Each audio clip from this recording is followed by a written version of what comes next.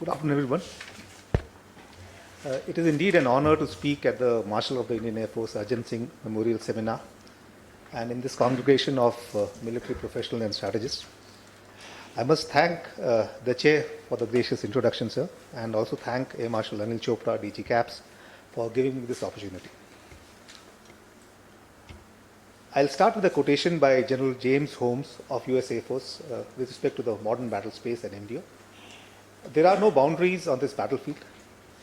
There are no hiding places. There are no sanctuaries. So how do you win?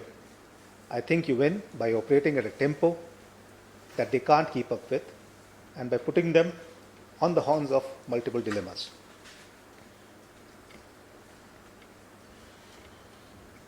Technology continues to disbalance prevalent thoughts, throwing up newer challenges, and multi-domain operations, or you may call all domain operations, or the Chinese are referring to as integrated joint operations, are perhaps an apt depiction of the future battlescape.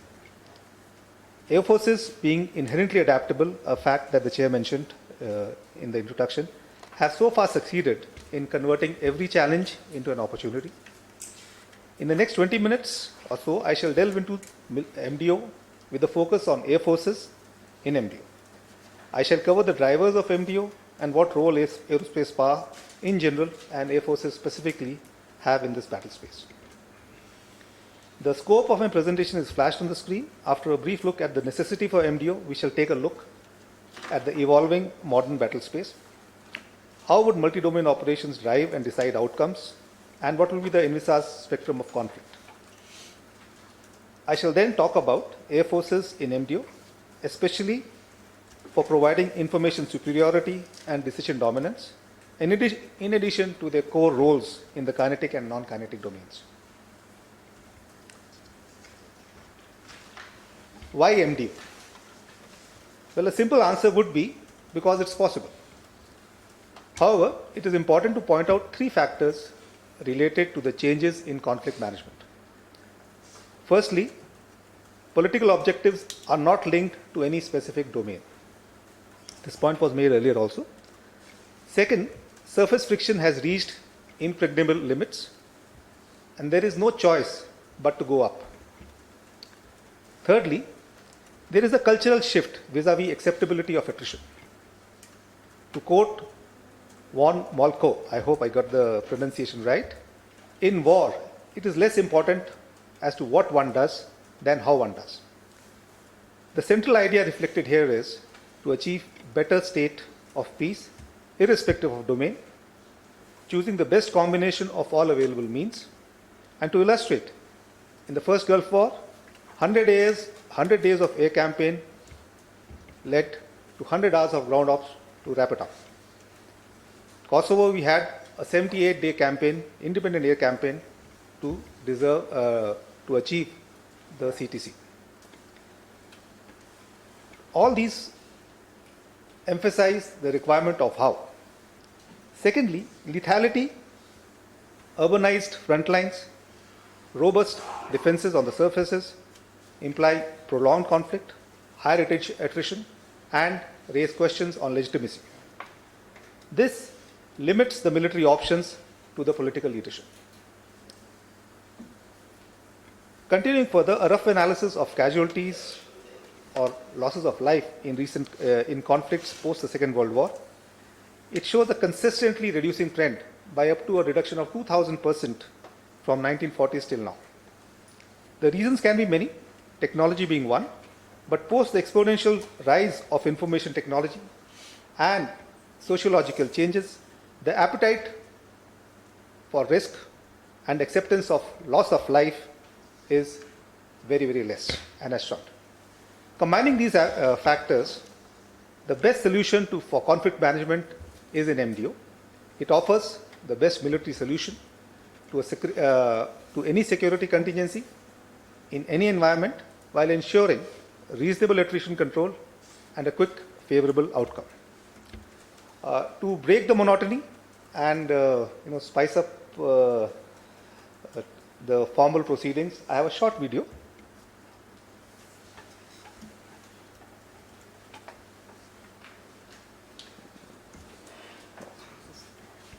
Can you help me?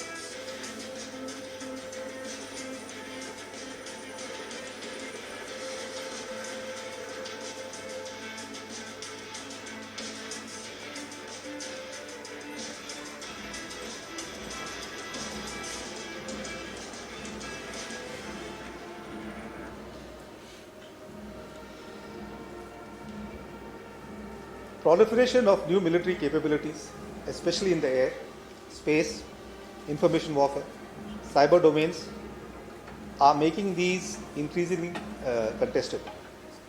The unmanned platforms, swarm drones, are further complicating the operational environment. Rapid advancements in the hypersonic and space-based weapons, directed energy weapons, and their counters are redefining the threat spectrum. Technologies that exploit the air and space are perhaps leading military innovations.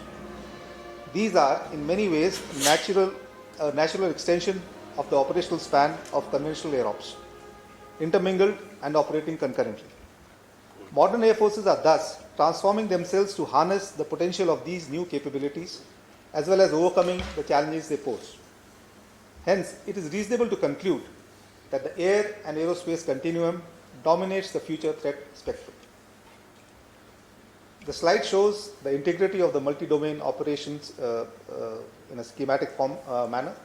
Cyber and space exhibit characteristics that have potential of cutting across all domains and enable military objectives. However, air operations cut across all the domains, both in the kinetic and non-kinetic regime, and at all levels of war, which was covered by the chair also, strategic, operational and tactical. Air forces have transitioned to network-centric operations. I mean modern air forces. They have leveraged technology and developed capabilities to operate equally intra-domain as well as inter-domain. Another point which was made by the previous speaker. The high cost of platforms, sensors, weapons has probably necessitated developing multi-role capabilities. The CONOPS of geographical swing role, parallel ops is in sync with the requirements of successful multi-domain operations and makes air forces high impact entities in this domain as well. The current race for the 6th generation fighter, we have US, China, we have Europe, we even have some Middle Eastern countries. We have Turkey doing the ground trials of the 5th generation fighter, all point to the need to absorb this technology at the fastest. When we look at the spectrum of conflict, the ensuing geostrategic choices and actions, gray zone occupies a dominating space between peace and war. It is interesting to note that in the gray zone applications, there is an unprecedented, though nuanced usage of a domain to achieve objectives of deterrence as well as compellence. The growing belligerence in the Taiwan Straits, East China Sea, South China Sea, the transcontinental spy balloons that were recently sighted and shot down over the airspace of USA and Canada are reflecting this paradigm. Hence, MDO is not restricted to kinetic ops, but also to the grey zone with a greater role for air power and air forces. The impetus given to expansion of PLAF, aviation infrastructure opposite the LAC, needs to be seen in this backdrop as well. The quotation on the screen puts MDO in context and underscores the need for jointness. The architects of the A campaign did not limit themselves to servicing a target list approach. Jointness is the use of the most effective force for a given situation, a point made by the previous speaker as well. What is reasonably clear is that air forces provide unique capabilities to dominate in MDO. These can produce desired results only through a joint approach. We see that surface forces are acquiring capabilities that operate across domains like unmanned systems, long-range firepower, and ISR. The MDO ConOps will ensure harnessing multi-domain capabilities and enabling their utilization by all stakeholders. MDO is in fact the next higher level of jointmanship. Protection from a non-nuclear EMP or cyber attack, utilization of long-range vectors of Army and Navy towards control of air attacks to destroy surface combat power in depth or on the high seas are some examples of missions which will be conducted very frequently and with much higher efficiency in an MDO-enabled efficient environment. What will enable this, in addition to the military capabilities, are two key attributes, namely information superiority and decision dominance. Shown on the screen are the various facets of information superiority and decision dominance. I will link how the Air Forces imbibe them very naturally. They have identified these and developed these two core competencies naturally for their conventional air ops as well. Hence, Air Forces will be able to adapt and extend them in a multi-domain environment with relative ease as compared perhaps to the other services to amplify network-centric operations enabled by sensor fusion, airborne command and control in the form of I-star, AVACS and J-star, enable these two crucial attributes. Air Forces strive to provide for a ubiquitous and persistent presence to collect information and are network-oriented organizations to ensure speedy collection, assessment and dissemination of the same. The IICCS of the IAF is an apt example.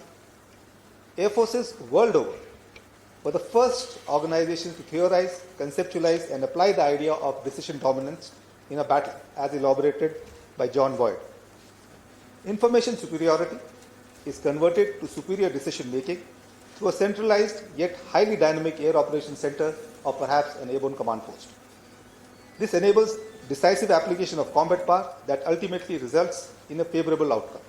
Of course, we need to take caution of being seducted by technology as brought out by Chaucer. This also allows complete flexibility of operations in any of the domains, thus expanding the choices with the decision makers. General Schwarzkopf, the CENTCOM commander during Gulf War I, went on to state that at the bottom, neither Paul nor I wanted a ground war. The key capabilities of Air Force that would play a crucial role in MDO are displayed on the screen. Stealth and low observable technology, AI-fused sensors, variety of air-launched munitions that can be employed as per the calibration or necessity of the response, essentially as covered. It is the offensive capability of the air power that will that is the prime bring to what the Air Forces bring to the table. Developments in the manned-unmanned teaming, integrated air defense systems further enhance Air Force's cross-domain capability. The 5th and 6th generation fighters and next generation bombers actually exhibit the capability to create effects from subsurface to near space. Capability to carry out air-launched ballistic missiles, long-range anti-ship missiles, powerful and versatile EMS equipment, and hypersonic missiles point towards the same. In the non-kinetic domain as well, Air Forces present options to degrade the adversary as well as enable ops for other forces in other domains, in addition to intimidation ops which we are seeing.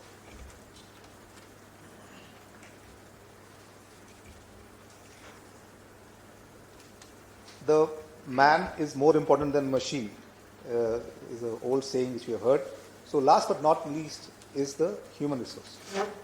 Air Forces across the world institutionalize multi-domain operations to education, training and employment of airmen from the operator to the component commander. Three-dimensional thinking and technical orientation is natural to airmen. Even the training and PME is oriented towards leveraging technology towards decisive cross-domain application. Virtual combat simulators, simulation of real battle space with components of all other domains like land, maritime, cyber, and space are inherent in the training philosophy of all modern air forces. Air forces have generally exhibited a better understanding of the air and space continuum. Speed, flexibility, and quick decision making are core objectives for all air missions. And the mind of an airman is a product of high-speed environment, thus is trained to grasp the right information, process it sharply, and adapt and decide quickly. Let us have a look at MDO in our context. While the changing character of war is widely debated, the literature, conceptual, and doctrinal progress in the field of MDO is so far limited. Plus, there is limited empirical evidence to support emerging concepts in this kind of warfare. Our military faces similar challenges, and the Indian context can also be discussed within the spheres of information, decision making, and force application. In information dominance, despite reasonable progress in networking and communication, there is significant road yet to be covered to achieve a seamless and self-reliant information architecture. The conceptual and doctrinal box of MDO across the world is barely filled and tested, and the situation here is no different. It would require a concerted intellectual investment from the fraternity of military thinkers and operators to generate MDO-based military solutions. Finally, the most important aspect is that the entire environment has to overcome the inertia and mindset of a component-driven approach, because at least one doctrinal lesson percept of MDO is nearly confirmed, and that is it is predicated on a domain-agnostic approach. To conclude, multi-domain operations is the established new normal, and success here would depend on seamless all-domain application. Air forces have the capability to act as a crucial link to all domains and play a lead role in the ensuing chaos of the multi-domain battle space. I would like to now conclude on a happy note by quoting the Honorable Prime Minister: "The India of today thinks fast, thinks far, and takes quick decisions like a fighter pilot." With this, ladies and gentlemen, it's time to fly. Thank you.